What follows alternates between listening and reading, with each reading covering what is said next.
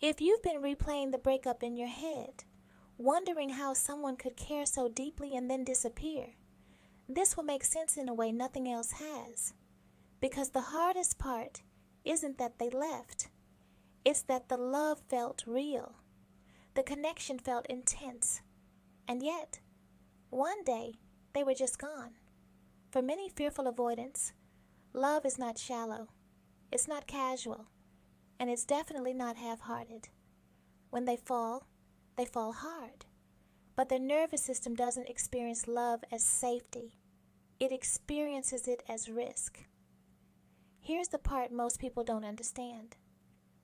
Fearful avoidants don't live in the middle emotionally. There is no neutral zone. They are either fully in, emotionally bonded, deeply attached, highly invested, or they shut down completely. And that shutdown can look exactly like losing interest, even when the feelings haven't disappeared at all. When a fearful avoidance starts to love someone, it activates very old wiring. Love doesn't just mean closeness. It means vulnerability, dependence, exposure, the possibility of loss. And their nervous system learned early on that closeness often comes with pain, unpredictability, or emotional overwhelm.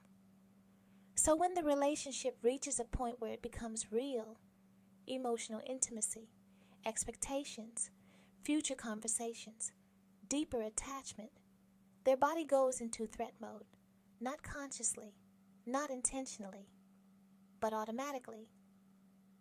Under high emotional stress, many fearful avoidants go emotionally numb. This isn't a choice. It's a survival response. Their nervous system essentially says, "This is too much. I don't know how to process this safely." And when that numbness kicks in, something strange happens. Their feelings don't disappear. They get pushed down. Instead of feeling love clearly, they feel confusion, fog, emotional flatness. They might say things like, "I don't know how I feel anymore. I feel disconnected. I think I lost feelings. I need space." But what they're really experiencing is the emotional overload mixed with fear.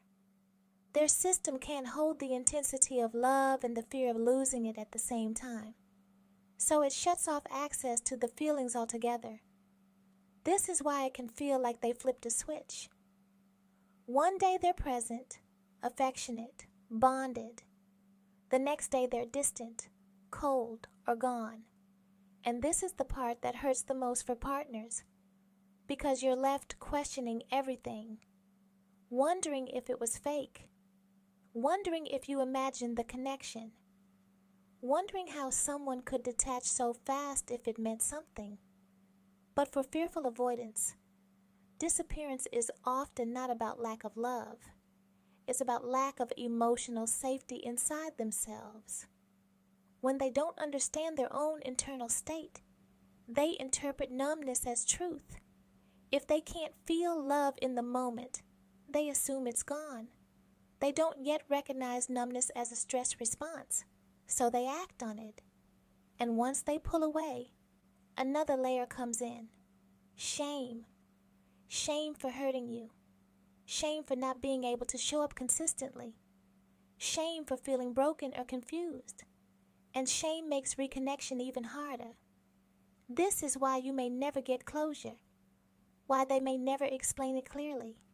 Why they may vanish instead of talking it through. Not because you weren't enough or anything like that.